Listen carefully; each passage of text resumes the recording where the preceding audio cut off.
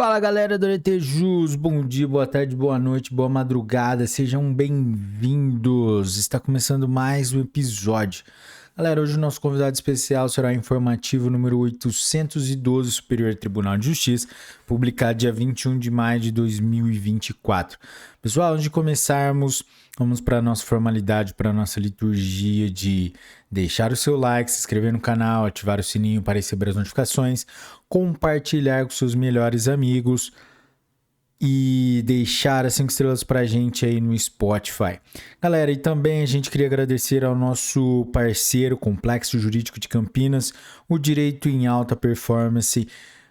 Acesse o perfil e o site deles aí na descrição do vídeo, perfil do Instagram aí na descrição do vídeo. Galera, e também nós estamos lançando nosso curso de Direito Processual Civil com o nosso convidado especial Marcelo Fortuna, mestre, doutor, juiz de direito, já foi promotor no estado de Goiás. Então, galera, o currículo dele é pesado e tem a melhor didática do Brasil. Pessoal, vamos lá? Informativo número 812 do STJ. Direito Administrativo, Direito Civil. Pessoal, o arquivo aqui já está grifado porque eu comecei a gravar e o microfone estava desligado. Então a gente vai ter que regravar. Direito Administrativo, Direito Civil. Resumo. Os efeitos da Lei nº 14.010 de 2020, concernentes à prescrição e à decadência, não se aplicam às relações jurídicas de direito público que tratam de direitos e obrigações que surjam de concurso público, aplicando-se o prazo do Decreto Federal nº 20.910 de 1932, para a pretensão de nomeação deduzida por candidato aprovado em cadastro de reserva. Processo.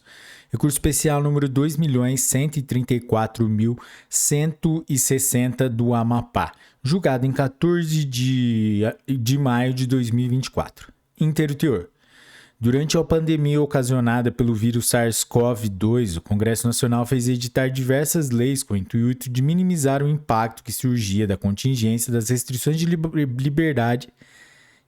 liberdade ambulatorial e seus efeitos econômicos. Uma dessas leis, a de número 14.010, de 10 de junho de 2020, que dispunha sobre o regime jurídico emergencial e transitório das relações jurídicas do direito privado, RJET, no período da pandemia do coronavírus, Covid-19. Essa lei contemplou uma série de regramentos que buscavam compor essa situação excepcional com o regular andamento da vida em sociedade. Assim, por exemplo, suspendeu o exercício do direito de arrependimento do consumidor, previsto no artigo 49 do Código de Defesa do Consumidor, para a hipótese de entrega domiciliar, delivery, de produtos perecíveis ou de consumo imediato de medicamentos. Uma outra regra, a do artigo 3º, dispunha explicitamente sobre os prazos prescricionais e decadenciais, igualmente tratando de sustar o curso regular deles. Por disposição legal expressa, a regra impediu o início desses prazos ou o suspendia desde a entrada em vigor da lei até o dia 30 de outubro de 2020. É preciso ter em mente que o objetivo da lei nunca foi o de regular as relações jurídicas de direito público, mas unicamente aquelas de direito privado, e tanto assim que, atentando ao fato de que se presumia tratar-se a pandemia de uma situação passageira, dispôs nos seus 2 primeiros artigos o âmbito da sua aplicação, assim como o período da produção dos seus efeitos. É bastante claro, portanto, que a Lei nº 14.010 de 2020 estabeleceu um regime jurídico transitório de regulação de relações privadas, o que torna absolutamente impertinente a sua aplicabilidade no caso concreto, que trata da relação entre a administração pública e o administrado, na especificidade da executora do concurso público e o candidato. Com efeito, não parece razoável uma interpretação que considere que a vontade legislativa expressada no texto legal, voluntas legis, seja distinta da vontade legislativa supostamente implícita, voluntas legislatores, e que se deva, então, utilizar de método interpretativo que estenda a aplicação da lei a situações claramente não abrangidas por ela. Nesse sentido, verifica-se que todos os preceitos normativos da Lei nº 14.010 de 2020 trataram meramente situações relacionadas ao direito privado, como a resolução, rescisão e revisão contratual. Os condomínios edilícios, as relações de consumo, as relações de direito de família e sucessões, de forma que não há corpo legal nada que se possibilite de forma que não há no corpo legal nada que possibilite ao intérprete criar situação que descambe dos limites do texto. Dessa forma, inaplicável à Lei nº 14.010 de 2020, as relações jurídicas de direito público que tratem de pretensão decorrente de concurso público, aplicando-se o prazo do Decreto Federal número 20.910 de 1932 para pretensão de nomeação deduzida por candidato aprovado em cadastro de reserva. Legislação. Decreto número 20.910, de 1932. Lei número 14.010, de 2020. Artigos 1º e 3º. Código de Defesa do Consumidor, artigo 49. Direito Civil, Direito da Saúde. Resumo. Nos tratamentos de caráter continuado, deverão ser observadas, a partir da sua vigência, as inovações trazidas pela Lei nº 14.454, de 2022, diante da aplicabilidade imediata da Lei nova. Processo. Recurso especial número 2.037.616, São Paulo, julgado em 24 de abril de 2024. Inteiro teor. Trata-se de discussão acerca do alcance das normas definidoras do Plano de Referência e Assistência à Saúde, também conhecido como Rol de Procedimentos e Eventos em Saúde, elaborado periodicamente pela Agência Nacional de Saúde Suplementar, ANS, sobretudo com relação às diretrizes de utilização, DUT. No caso, a paciente se submeteu a uma cirurgia de remoção de tumor no intestino, neoplasia estenosante de sigmoide, tendo sido solicitada a realização do exame PET-scan com vistas a evidenciar e monitorar a situação da sua patologia, o que contrariaria a diretriz de utilização do rol da ANS. Quando do julgamento dos embargos de repercussões número 1.886.929 de São Paulo e 1.889.704 de São Paulo. A segunda sessão do STJ uniformizou o entendimento de ser o rol da ANS, em regra, taxativo, podendo ser mitigado quando atendidos determinados critérios. A Lei nº 14.454 de 2022 promoveu alteração na Lei nº 9.656 de 1998, artigo 10, parágrafo 13, para estabelecer critérios que permitam a cobertura de exames ou tratamentos de saúde que não estão incluídos no rol de procedimentos e eventos em saúde suplementar. Com essa edição legislativa, o rol da ANS passou por sensíveis modificações em seu formato, suplantando a eventual oposição rol taxativo, rol exemplificativo.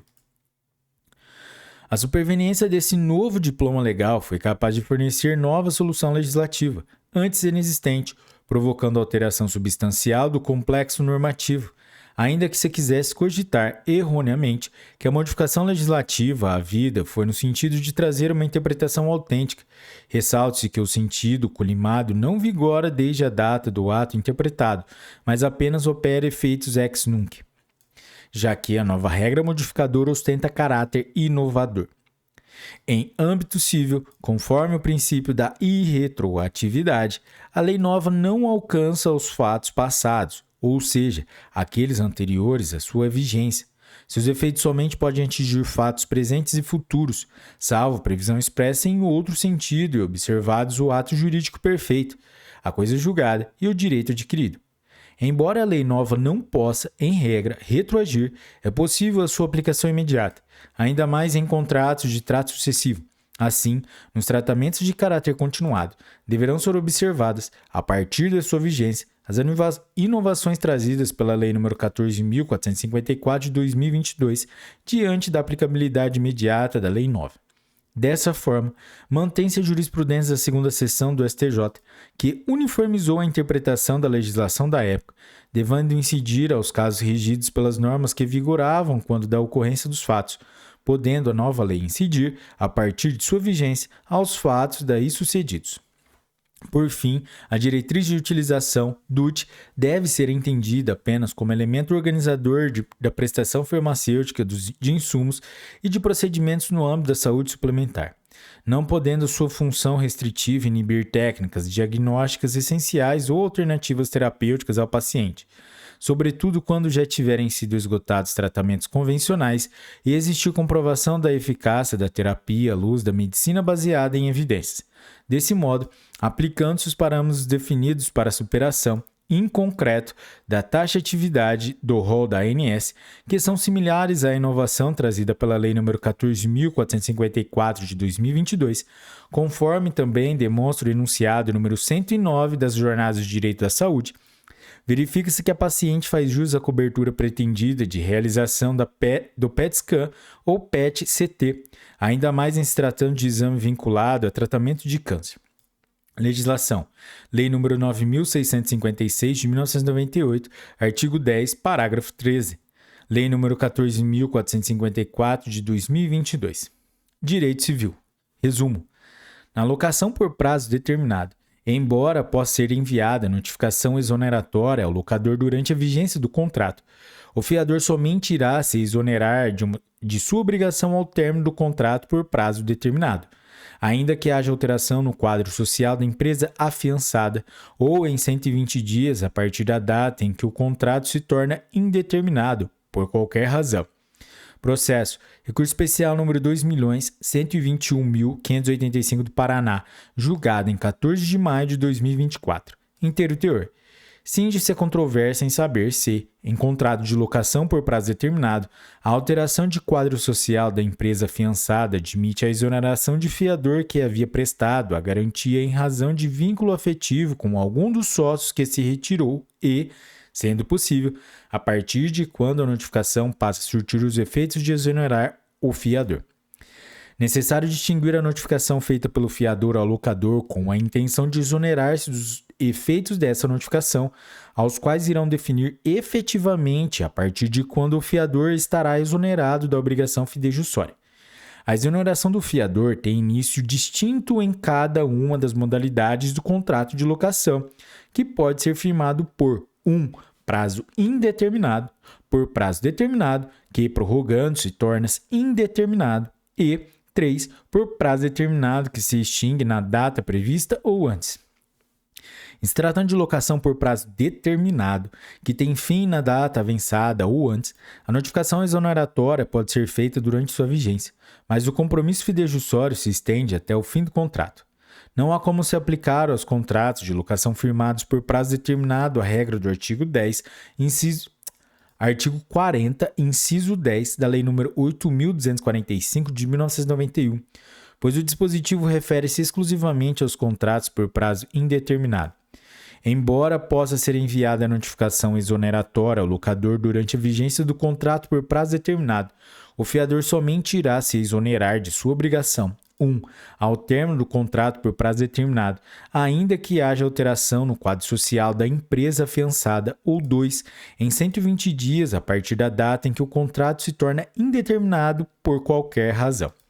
Dessa forma, nos contratos por prazo determinado em que não houve prorrogação, embora admita-se que o fiador realize a notificação extrajudicial durante sua vigência, somente haverá exoneração da garantia com o fim do prazo estabelecido contratualmente. Tal conclusão permanece mesmo se houver alteração no quadro societário da empresa afiançada durante a vigência do contrato. Até mesmo porque, diferentemente do que ocorria no Código Civil de 1916, em que a exoneração decorria de acordo entre as partes ou de sentença, no atual Código, o único requisito formal é a notificação. Assim, a mera notificação extrajudicial, elaborada unilateralmente pelo fiador, alegando questão de alta subjetividade, como vínculo afetivo com algum dos sócios da empresa afiançada, e de alta recorrência, como a alteração do quadro social de empresa, não pode ser requisito suficiente para a exoneração, sob risco de enfraquecimento da garantia fidejussória mais utilizada no país. Dessa forma, o fiador que livremente anuiu em prestar garantia a uma pessoa jurídica e não a um dos seus sócios, ciente de que a empresa estaria sujeita a alteração de quadro social, não pode simplesmente exonerar-se após enviar notificação extrajudicial, ainda durante a vigência de contrato por tempo determinado, em razão de fato que lhe era previsível. e, sendo o vínculo pessoal entre o fiador e algum dos sócios da empresa fiançada essencial para a continuidade da garantia, tal disposição deve estar prevista expressamente no contrato de fiança, nos termos do artigo 830 do Código Civil. Legislação. Lei nº 8.245 de 1991, artigo 40, inciso 10. Código Civil, artigo 830. Direito Civil. Direito processual civil. Resumo. As normas que impedem a arrematação por preço vil são aplicáveis à execução extrajudicial de imóvel alienado fiduciariamente. Processo. Recurso especial número 2.096.465 de São Paulo, julgado em 14 de maio de 2024. Inteiro teor. A execução extrajudicial de imóvel dado em alienação fiduciária tem regramento próprio, estabelecido na Lei nº 9.514 de 1997, que, antes das modificações perpetradas pela Lei nº 14.711 de 2023, previa que o contrato que serve de título ao negócio fiduciário deveria conter o valor do principal da dívida e a indicação para efeito de venda em público, leilão do valor do imóvel e dos critérios para respectiva revisão. A partir da vigência da Lei nº 14.711 de 2023, não há mais dúvidas de que, em segundo leilão, não pode ser aceito lance inferior à metade do valor de avaliação do bem, ainda que superior ao valor da dívida, acrescido às demais despesas, à semelhança da disposição contida no artigo 891 do Código de Processo Civil de 2015. No caso, o leilão foi realizado antes da vigência da Lei nº 14.711 de 2023, o que não altera, contudo, a compreensão acerca da matéria. Com efeito, no âmbito doutrinário, há muito já se defendia a possibilidade de alienação extrajudicial a preço vil, não só por invocação do artigo 891 do Código de Processo Civil de 2015, mas também de outras normas, tanto que o direito processual material que 1. Desautorizam o exercício abusivo de um direito, artigo 187 do Código Civil. 2. Condenam o enriquecimento sem causa, artigo 884 do Código Civil. 3. Determinam a mitigação dos prejuízos do devedor, artigo 422 do Código Civil. E 4. Prelecionam que a execução deve ocorrer de forma menos gravosa para o executado, artigo 805 do Código de Processo Civil de 2015.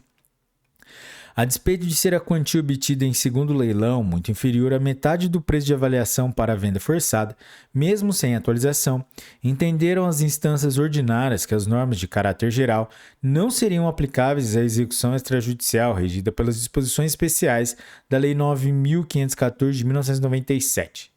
Tal orientação, no entanto, não encontra amparo nem na doutrina majoritária, tampouco em julgados do STJ que, mesmo antes da inovação legislativa, já defendiam a impossibilidade da arrematação a preço vil na execução extrajudicial do imóvel alienado fiduciariamente. Por fim, em que pese a prevalência do caráter negocial da alienação por iniciativa particular, também a ela se aplica a vedação da alienação a preço vil, entendida, em regra, como sendo aquela que não alcança 50% do valor da avaliação, ressalvadas as situações em que se deve levar em conta as particularidades do caso concreto. Legislação. Lei 9.514 de 1997, artigo 24, inciso 1 e inciso 6. Lei nº 14.711 de 2023. Código de Processo Civil, artigos 805 e 891. Código Civil, artigo 187, 422 e 884. Direito Civil direito processual civil, direito tributário. Resumo. Nos casos em que a exceção de pré-executividade visar tão somente a exclusão do recipiente do polo passivo da execução fiscal, sem impugnar o crédito executado, os honorários advocatícios deverão ser fixados por apreciação equitativa, nos termos do artigo 85, parágrafo 8º do Código de Processo Civil de 2015, por não ser possível se estimar o proveito econômico obtido com o provimento jurisdicional.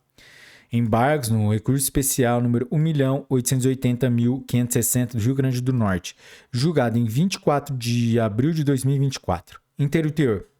O feito em discussão decorre de embargos de divergência opostos contra acórdão da primeira turma da relatoria do ministro Benedito Gonçalves, no qual se definiu, em síntese, que o parágrafo 8º do artigo 85 do Código de Processo Civil de 2015 deve ser observado sempre que parte executada objetivar somente a exclusão do polo passível, sem impugnação do crédito tributário, porquanto não há como estimar proveito econômico algum. Foi apontado como paradigma o agravo interno no recurso especial número 1.665.300 do Paraná. Relator ministro Herman Benjamin, segunda turma, julgado em 2 de dezembro de 2017. No qual ficou decidido, em circunstâncias semelhantes, que a fixação pelo tribunal de origem do valor dos honorários por apreciação equitativa, conforme determinado no parágrafo 8º do artigo 85 do Código de Processo Civil de 2015, mostra-se inadequada. A questão controvertida, portanto, cinge-se a possibilidade ou não de se determinar, de maneira objetiva, o valor do proveito econômico nas hipóteses de exclusão de um dos coexecutados do polo passivo de execução fiscal. Deve-se adotar o entendimento pela primeira turma do STJ, no sentido de que, nos casos em que a exceção de pré-executividade visar, tão somente a exclusão do recipiente do polo passivo da execução fiscal. Sem impugnar o crédito executado, os honorários advocatícios deverão ser fixados por apreciação equitativa, nos modos do artigo 85, parágrafo 8º do Código de Processo Civil de 2015, porquanto não há como se estimar o proveito econômico obtido com o provimento jurisdicional. Não se pode admitir, em hipóteses tais, a fixação dos honorários com base em percentual incidente sobre o valor da causa, porquanto em feitos complexos que envolvam diversas pessoas físicas e jurídicas por múltiplas hipóteses de redirecionamento de execução fiscal.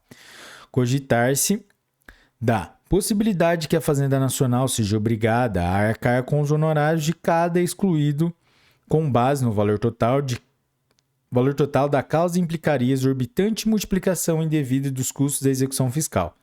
Isso porque o crédito continua exigível, em sua totalidade, do devedor principal ou outros responsáveis. A depender das circunstâncias do caso concreto, a Fazenda Pública poderia se ver obrigada a pagar honorários múltiplas vezes, sobre o mesmo valor de causa, revelando-se inadequado bis in idem e impondo barreiras excessivas, ou mesmo inviabilizando, sob o ponto de vista do proveito útil do processo, a perseguição de créditos públicos pela Procuradoria da Fazenda Nacional. A saída considerada de calcular-se o valor do proveito econômico a partir da divisão do valor total da dívida executada pelo número de coexecutados, considerando-se a responsabilidade por fração ideal da dívida, não merece acolhida. Isso porque a fórmula não revela contornos objetivos seguros nem possibilidade de universalização sem distorções proporcionais, especialmente porque, em diversas circunstâncias, há redirecionamento posterior da execução em relação a outras pessoas jurídicas pertencentes a um mesmo grupo econômico ou outros sócios, não sendo absoluto ou definitivo o número total de coexecutados existente no início da execução fiscal. A depender dos motivos que autorizam a exclusão de sócios do polo passivo da execução, não haveria que se falar em proveito econômico imediato na exclusão, mas tão somente postergação de eventual pagamento de parte do débito. Ademais, é necessário considerar que, mesmo em dívidas de valor elevado, o devedor não seria afetado além do limite de seu patrimônio expropriável, o que também afeta a aferição do proveito econômico. No julgamento do recurso representativo da controvérsia no tema 961 do STJ, recurso especial número 1.358.837 de São Paulo, da relatoria ministra Azuzete Magalhães, primeira sessão, julgada em 10 de março de 2021, no qual definiu-se a tese de que, observado o princípio da causalidade, é cabível a fixação de honorários advocatícios, em exceção de pré-executividade, quando o sócio é excluído do polo passivo da execução fiscal, que não é extinta. Constou das razões de decidir que o arbitramento dos honorários a partir da extinção parcial da execução seria determinado com base no critério de equidade. Reputa-se correta a premissa adotada pela primeira turma do STJ de que, em regra, nos casos em que a exceção de pré-executividade visar tão somente a exclusão do recipiente do polo passivo da execução fiscal, sem impugnar o crédito executado, Os honorários advocatícios deverão ser fixados por apreciação equitativa, nos moldes do artigo 85, parágrafo 8º do Código de Processo Civil de 2015, porquanto não há como se estimar o proveito econômico obtido com o provimento jurisdicional. Não há que se falar em inobservância da tese firmada no tema número 1076 do STJ dos recursos repetitivos, sendo a questão aqui definida caráter inestimável do proveito econômico decorrente da exclusão de coexecutado do polo passivo da execução fiscal, compatível com a conclusão alcançada no citado precedente qualificado, segunda parte, na qual se determinou que devem ser fixados por equidade os honorários nos casos em que o proveito econômico obtido pelo vencedor for inestimável. Legislação, Código de Processo Civil de 2015, artigo 85, parágrafo 8º. Precedentes qualificados, recursos repetitivos, temas 961 e 1076. Direito processual civil. Resumo. A reiteração automática de ordens de bloqueio online de valores, teimosinha, não é, por si só, revestida de ilegalidade, devendo sua legalidade ser avaliada em cada caso concreto. Processo. Agravo interno no recurso especial número 2.091.261 do Paraná, julgado em 22 de abril de 2024. Inteiro teor.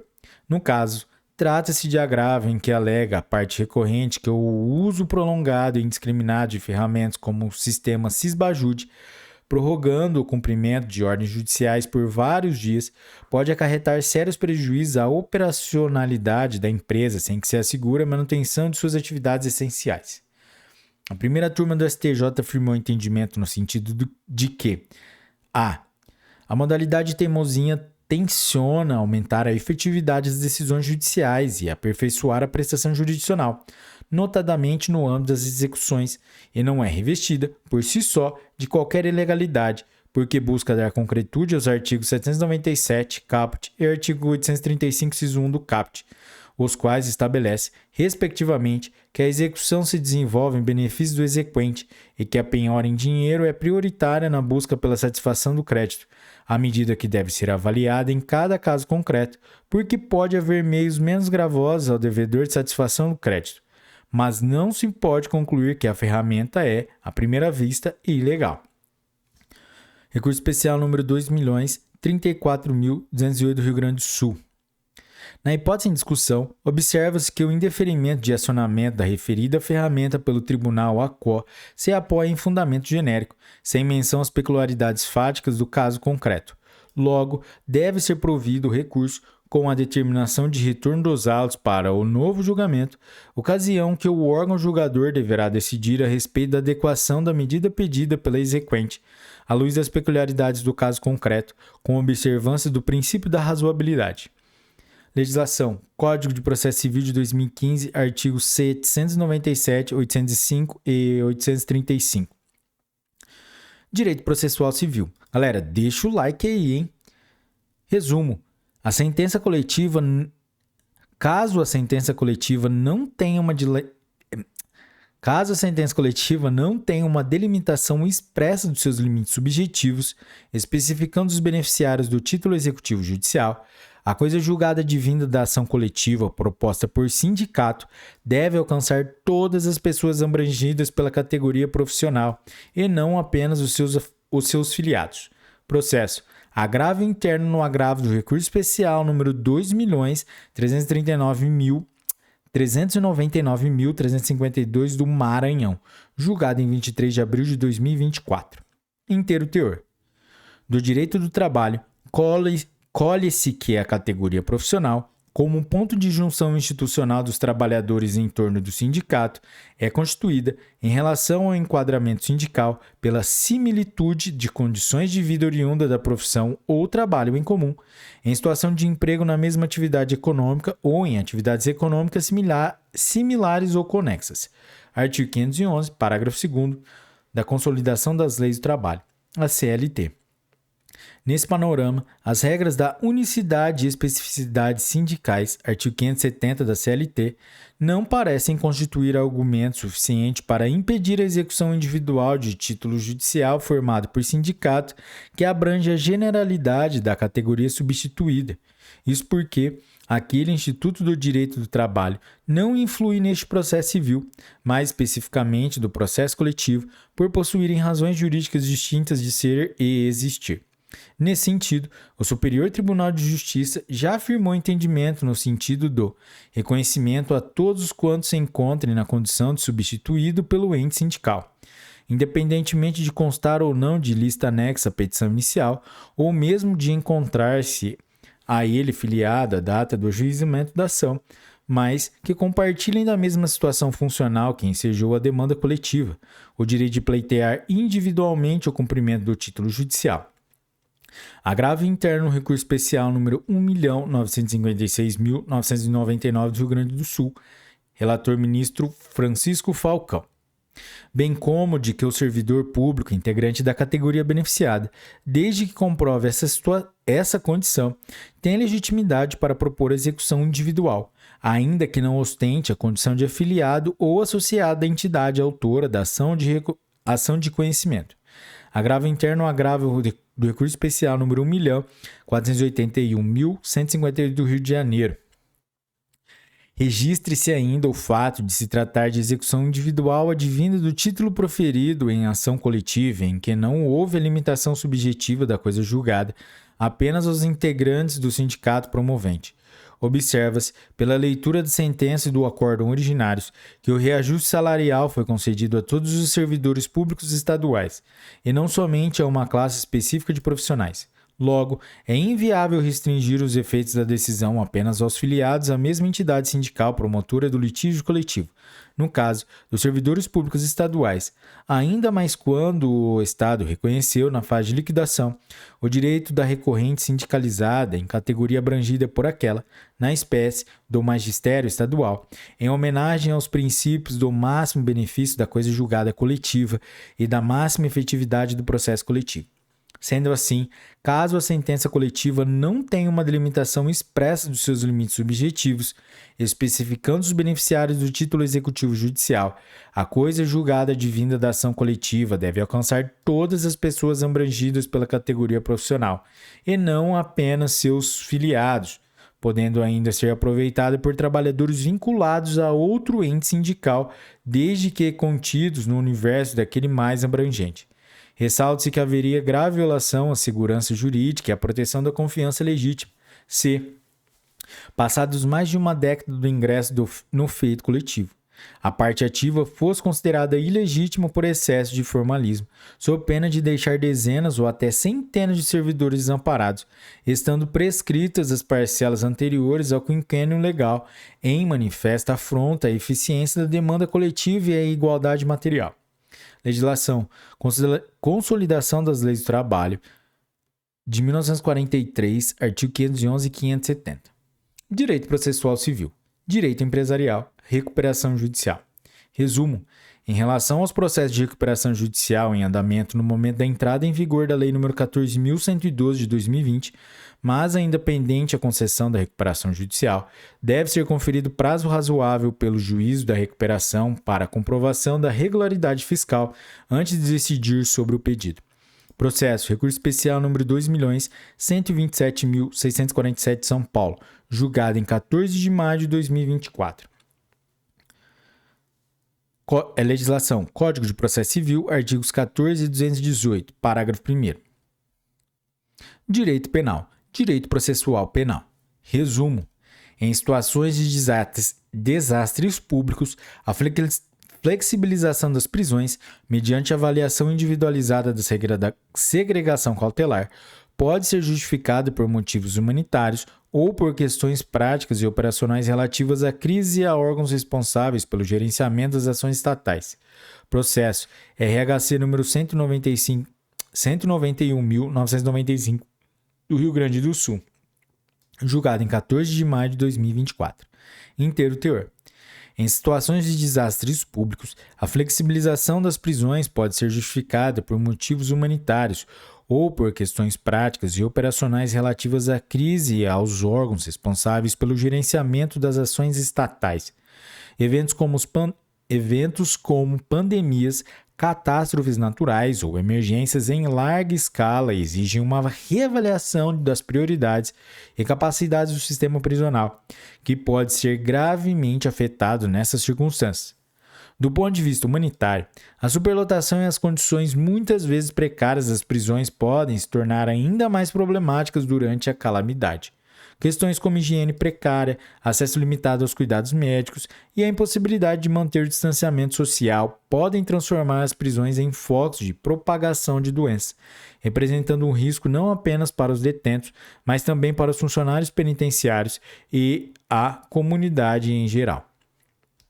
Sob uma ótica mais pragmática, a liberação temporária ou a aplicação de penas alternativas à prisão domiciliar ou liberdade condicional podem ser medidas necessárias para reduzir a pressão sobre as instalações carcerárias.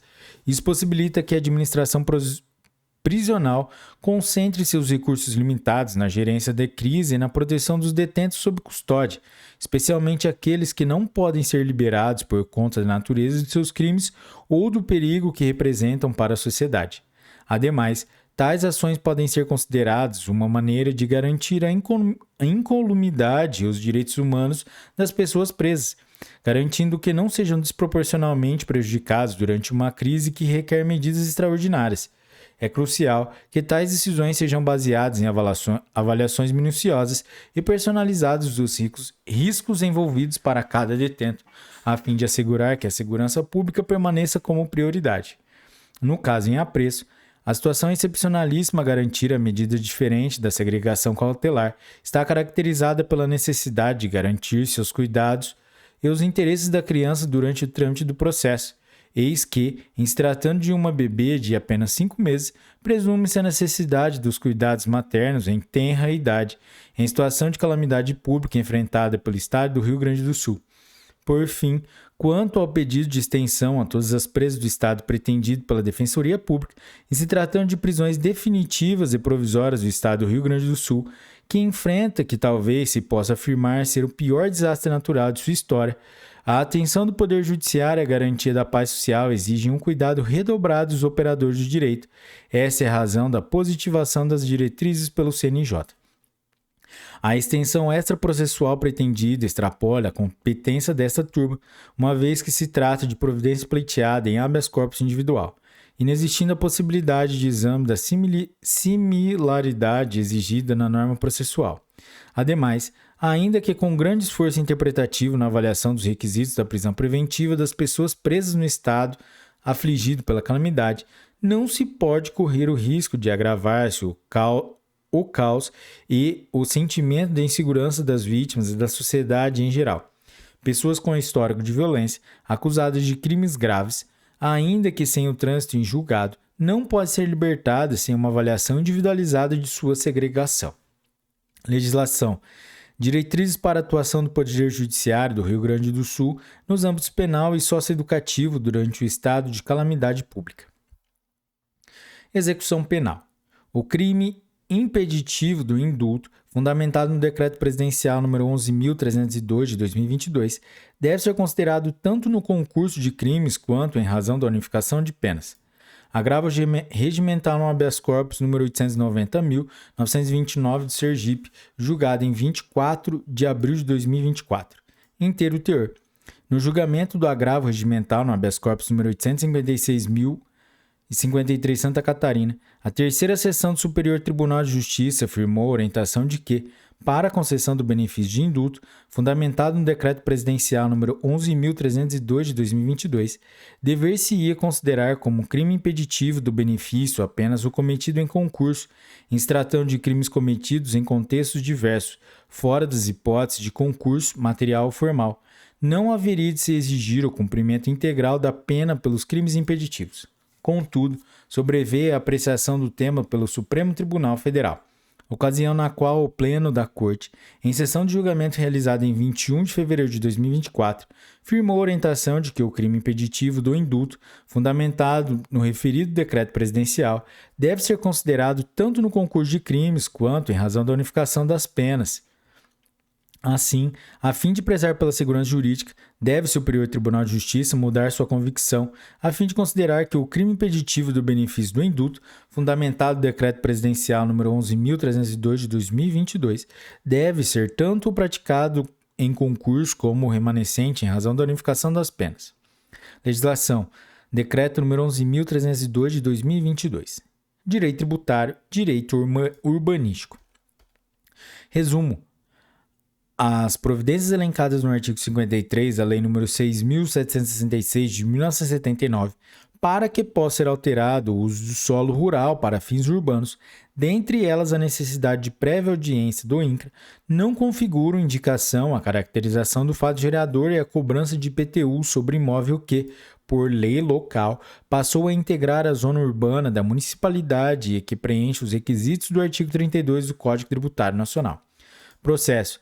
Recurso especial número 2.105.307 São Paulo, julgado em 14 de maio de 2024. Direito notarial e registral. Direito agrário. Não se aplica o conceito agrário de imóvel rural ao procedimento de certificação do memorial descritivo georreferenciado, para os fins e efeitos do registro imobiliário, devendo o georreferenciamento ser realizado no âmbito de cada matrícula individualizada. Processo em segredo de justiça, julgado em 7 de maio de 2024, inteiro teor. O princípio da especialidade impõe que, para efeito de registro público, toda inscrição deve recair sobre um objeto precisamente individualizado, a partir de indicações exatas de suas medidas, características e confrontações. O artigo 176 da Lei de Registros Públicos mostra-se como verdadeira expressão do registro da especialidade ao exigir, para fins de registro do imóvel, sua identificação com todas as suas características e confrontações, localização, área e denominação, se rural, ou logradouro e número, se urbano, e sua designação cadastral, se houver. A Lei nº 10.267 de 2001, que alterou a Lei de Registros Públicos, instituiu a necessidade de reoferecimento dos imóveis rurais, uma técnica ainda mais precisa de descrição desses imóveis, que passou a ser exigida para os casos de desmembramento, parcelamento ou remembramento de imóveis rurais, bem como para a efetivação de registro. Portanto, o procedimento de georreferenciamento passou a integrar o registro dos imóveis rurais, com a necessidade de que a certificação do memorial descritivo conste da matrícula do imóvel, com o objetivo de aperfeiçoar a identificação e descrição dos imóveis rurais, garantindo uma maior precisão e veracidade das informações constantes do registro público, principalmente para evitar eventuais efeitos negativos decorrentes de descrições imobiliárias vagas e imprecisas, como a superposição de áreas, por exemplo. Conforme definição da legislação agrária defendida pelo Instituto Nacional de Colonização e Reforma Agrária, INCRA, imóvel rural abrange a totalidade das glebas contíguas do mesmo proprietário utilizadas para fins econômicos similares. Todavia, tal definição, embora seja utilizada para fins de cadastro de imóveis rurais na autarquia, não pode ser utilizada no âmbito do direito registral, em observância ao já mencionado princípio da especialidade. Para o direito registral, com SPEC nos princípios da especialidade da unitariedade, cada matrícula representa uma unidade imobiliária, inclusive no que tange aos imóveis rurais, o que significa que o memorial descritivo, a que se refere aos parágrafos 3º e 4º do artigo 176 da Lei de Registros Públicos, deve corresponder ao imóvel representado pela matrícula e que, portanto, cada matrícula deve ser remarcada e georreferenciada individualmente. Nada impede que o proprietário requeira a unificação das áreas descritas em matrículas distintas de sua propriedade, o que, então, resultará na formação de uma nova unidade imobiliária com a abertura de uma nova matrícula. Somente nessa hipótese é que o perímetro georreferenciado deverá abranger todos os imóveis referidos nas suas respectivas matrículas, as quais serão encerradas para constituir um único imóvel rural com uma nova matrícula.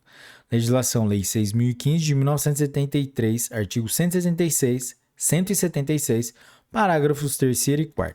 Lei nº 10.267 de 2001. Galera, chegamos ao final desse episódio gigantesco. E se você chegou até aqui é porque você curtiu, então deixe seu like, se inscreva no canal, ative o sininho para receber as notificações, compartilhe com seus melhores amigos e também não deixe de faça a inscrição no nosso curso de Direito Processual Civil que estreia